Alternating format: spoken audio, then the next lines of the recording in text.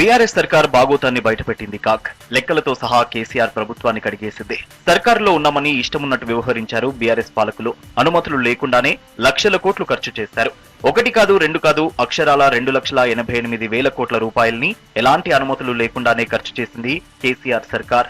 2014-15 నుండి 2021-22 వరకు 2,88,811 కోట్ల అదనపు వ్యయం ఖర్చు చేసినట్లు కాగ్ స్పష్టం చేసింది.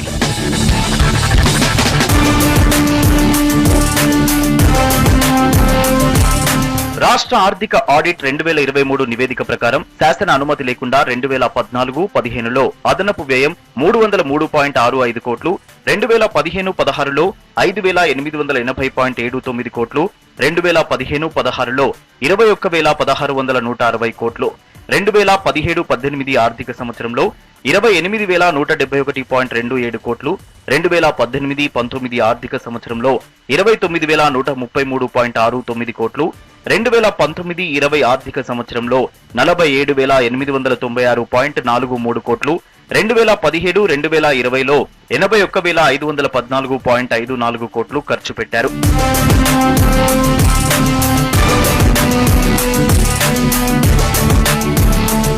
రెండు 2020-21 ఆర్థిక సంవత్సరంలో బడ్జెట్ నుండి అత్యధిక ఖర్చు పెట్టారు. బడ్జెట్ మంజూరు కంటే ప్రభుత్వం 81,514.54 కోట్లు ఖర్చు చేసింది. ఇందులో 67,174 కోట్ల రూపాయల అదనపు వ్యయం చేసింది. కేసీఆర్ ప్రభుత్వం ఏర్పాటైన మొదటి సంవత్సరంలో ఆర్థిక పరిపాలన, ప్రణాళిక సర్వేలు, గణాంకాల కింద అదనపు ఖర్చులు లేవు. రెండవ సంవత్సరం నుండి మాత్రం ప్రతి సంవత్సరం అదనపు వ్యయం పెరుగుతూ వచ్చింది. 2015-16 ఆర్థిక సంవత్సరంలో అదనపు వ్యయం 4,934.94 కోట్లుగా ఉంటే 2016-17 ఆర్థిక సంవత్సరంలో 18,501.94 కోట్లకు, 2017-18 ఆర్థిక సంవత్సరంలో 25,379.74 కోట్లకు చేరింది. అయితే 2018-19 ఆర్థిక సంవత్సరంలో 22,576.44 కోట్లకు తగ్గింది. ఇది 2019-20 ఆర్థిక సంవత్సరంలో 45,075.99 కోట్లకు, 2020-21 ఆర్థిక సంవత్సరంలో 80,385.22 కోట్లకు, 2021-22 ఆర్థిక సంవత్సరంలో 67,274 కోట్లకు చేరుకుంది. అంతేకాదు, బడ్జెట్ లో కేటాయించిన నిధుల కంటే కొన్ని పథకాలకు తక్కువ నిధులను ఖర్చు చేసింది గత బీఆర్ఎస్ ప్రభుత్వం.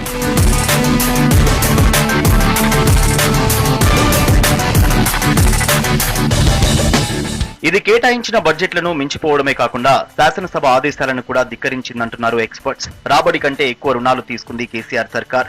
ఆర్బీఐ రుణాలు, వడ్డీలపై ఎక్కువ చెల్లింపులను కప్పిపుచ్చుకునేందుకు కేసీఆర్ ప్రభుత్వం బడ్జెట్ లో సంక్షేమ పథకాలు, అభివృద్ధి కార్యకలాపాలపై అధిక వ్యయం చూపింది. సంక్షేమం, అభివృద్ధి కార్యకలాపాలకు తక్కువ డబ్బును ఖర్చు చేసింది. మిగతా డబ్బును రుణాలకు వడ్డీ చెల్లించడానికి మళ్లించింది. ఇలా ప్రతి ఏటా అప్పులు, వడ్డీలు పెరగడంతో సంక్షేమ పథకాలు, అభివృద్ధి కార్యక్రమాలకు కేటాయించే మొత్తం పెరుగుతూ వచ్చింది. వడ్డీని చెల్లించడానికి, రుణాలను పాక్షికంగా చెల్లించడానికి ఆర్థిక శాఖ చేసిన అదనపు వ్యయం కూడా అలానే పేరుకుపోయింది. జనరల్ గా రాష్ట్ర ఆర్థిక నిర్వహణపై పబ్లిక్ అకౌంట్స్ కమిటీకి కారణాలను తెలియజేయాలి, శాసనసభ నుండి ఆమోదం తీసుకోవాలి. అయితే కేసీఆర్ ప్రభుత్వం మాత్రం అలా చేయలేదు. రాష్ట్ర శాసనసభలోని పీఏసీ 5 సార్లు సమావేశమైంది. కానీ సమావేశాల్లో ఎప్పుడూ అదనపు ఖర్చుల అంశం ప్రస్తావనకు రాలేదు.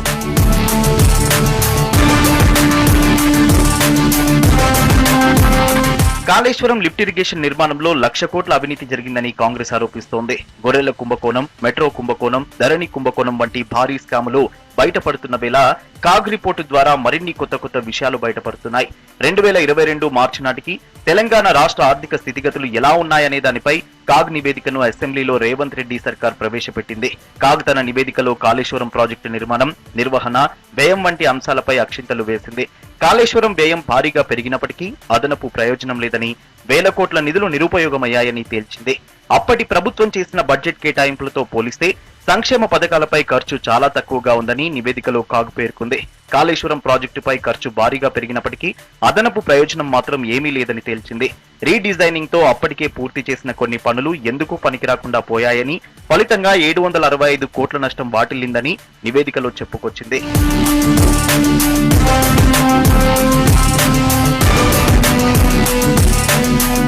రెవెన్యూ రాబడి ఎక్కువగా వస్తున్నట్టు, లోటును తక్కువగా ఉన్నట్టు గత ప్రభుత్వంలో చూపించారని నివేదికలో తేలింది కాగ్. 1.18 లక్షల కోట్ల అప్పులను బడ్జెట్లో చూపించలేదు. అప్పుల ద్వారానే రెవెన్యూ లోటును భర్తీ చేయాల్సి ఉంటుందని కాగ్ నివేదిక తెలిపింది. ఇదిలా ఉంటే రాష్ట్రం చేసిన అప్పులకు గాను 2032-33 నాటికి కేవలం వడ్డీనే 2.52 లక్షల కోట్లు చెల్లించాల్సి ఉంటుందని కాగ్ నివేదిక స్పష్టం చేసింది.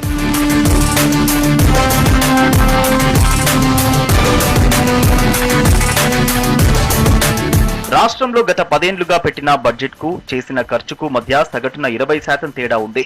ఇతర రాష్ట్రాలతో చూసినా ఉమ్మడి ఏపీ నాటి ఖర్చులను పరిగణలోకి తీసుకున్నా ఇది చాలా ఎక్కువని వైట్ పేపర్ లో రాష్ట్ర ప్రభుత్వం స్పష్టం చేసింది.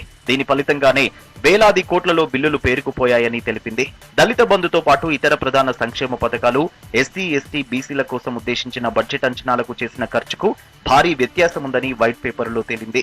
ఈ 10 ఏళ్లలో 17,78,230 కోట్ల బడ్జెట్ కేటాయింపులు చేస్తే ఇందులో 13,72,985 కోట్లు మాత్రమే ఖర్చు చేశారు. అంటే ఈ రెండింటి మధ్య 4.05 లక్షల కోట్ల తేడా ఉంది.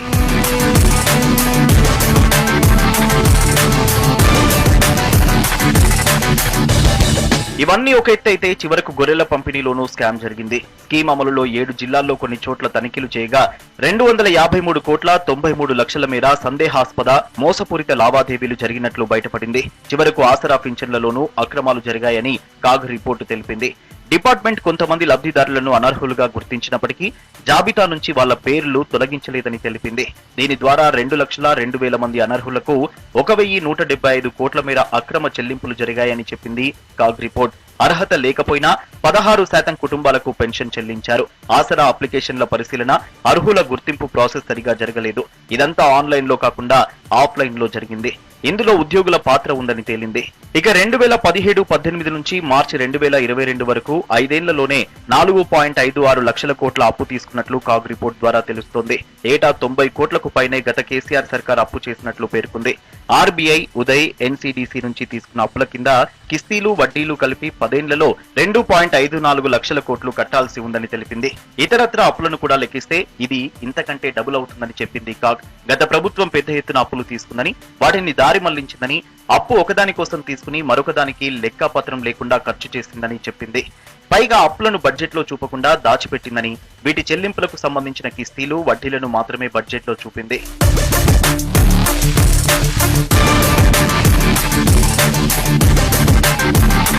బీఆర్ఎస్ సర్కార్ నిబంధనలకు విరుద్ధంగా విచ్చలవిడిగా అప్పులు చేసింది. బడ్జెట్ నిర్వహణను అస్తవ్యస్తంగా మార్చింది. పెట్టిన పద్దులకు, చేసిన ఖర్చులకు పొంతన లేకుండా పోయింది. 2017-18లో అంచనా వేసిన రెవెన్యూ ఖర్చులకు, వాస్తవంగా చేసిన ఖర్చుకు మధ్య 23,000 కోట్లు తేడా ఉంది. అది 2021-22లో 43,000 కోట్లకు పెరిగింది. బడ్జెట్ లో పెట్టిన అంచనాలకు, వచ్చిన ఆదాయానికి పొంతన లేదని, కేవలం బడ్జెట్ ను పెంచి చూపేందుకు లెక్కల్లో తారుమారు చేశారే తప్ప వాస్తవ అంచనాలు పెట్టలేదని స్పష్టం చేసింది కాగ్ రిపోర్ట్.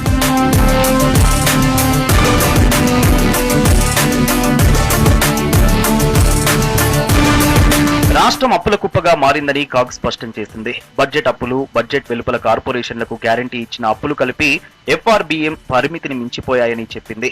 గ్యారంటీ అప్పుల విషయంలో పారదర్శకత లోపించిందని, చివరికి వీటిని ప్రభుత్వమే చెల్లించాల్సి వస్తుందని స్పష్టం చేసింది. కార్పొరేషన్లకు ఎలాంటి ఆదాయం లేకపోయినా వాటి ద్వారా అప్పులు తీసుకుని రాష్ట్ర ప్రభుత్వమే వాయిదాలు చెల్లించాల్సిన పరిస్థితిని తప్పుబట్టింది. 2019 నవంబర్ లోపు ఇలాంటి అప్పుల నుంచి బయటపడాలని 15వ ఆర్థిక సంఘం చెప్పినా రాష్ట్ర ప్రభుత్వం పట్టించుకోలేదని గుర్తు చేసింది. రెవెన్యూ లోటు పెరిగిపోయిందని, కొన్ని ప్రభుత్వ పథకాలకు కేటాయించిన మేర నిధులను ఖర్చు పెట్టలేదని కాగ్ చెప్పింది. వడ్డీల భారం పెరిగిపోయిందని, బడ్జెట్ అంచనాలు, వాస్తవ వ్యయాల మధ్య అంతరం భారీగా పెరిగిందని ఆందోళన వ్యక్తం చేసింది.